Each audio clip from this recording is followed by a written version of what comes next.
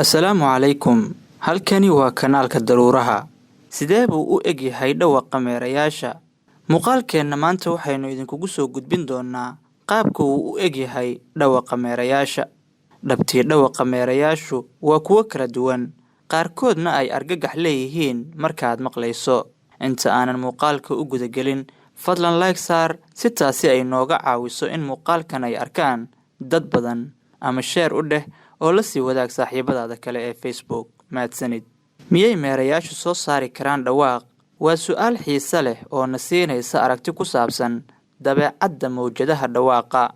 Dareen ahaan meerayaashu waxay soo saaraan shucaac, kaasoo laga soo saari karo dhawaaq la maqli karo. Haddaba, waxaan halkan idinkugu soo gudbinaynaa dhawaaqa ama codka saxda ah ee ay sameeyaan meerayaasha. Meerayaasha qaarkood ayaa sameeya dhawaaq u eg sida bir la garaacayo oo kale. Kuwo kale ayaa dhawaaqa ay sameynayaan u eg yahay sida dabayl kacday oo kale. Halka meerayaasha kale qaarkoodna aad ma moodo sida saacad gaartay waqtigii aad ku buuxsatay oo soo yeeraysa. Kuwo kale ayaa codkoodu shabaha ama u eg yahay hoonka tareenka. Dhab ahaantii, dhawaqa ay sameynayaan meerayaasha qaarkood ayaa ah kuwo argagax leh oo ku baqdin gelinaya marka aad dhegaysato. Subxaanallah.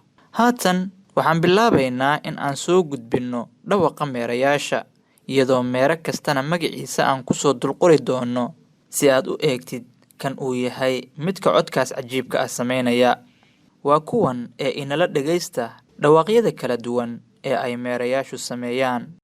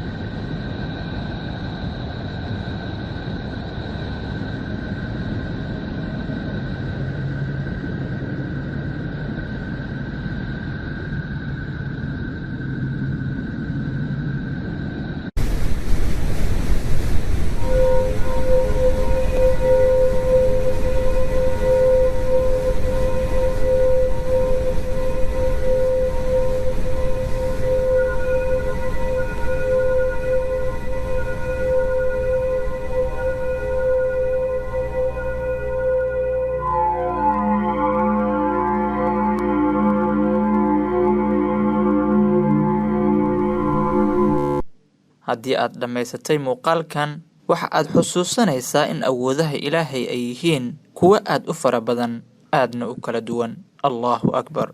ugu dambayn haddii aad muuqaalkan wax ka faa'iiday fadlan like inoo saar si taasi ay inooga caawiso inuu muuqaalkani gaaro saaxiibo kale oo u baahan inay ka faa'iidaystaan. aad ayaad ugu mahadsan tahay la socodkaaga. daruuraha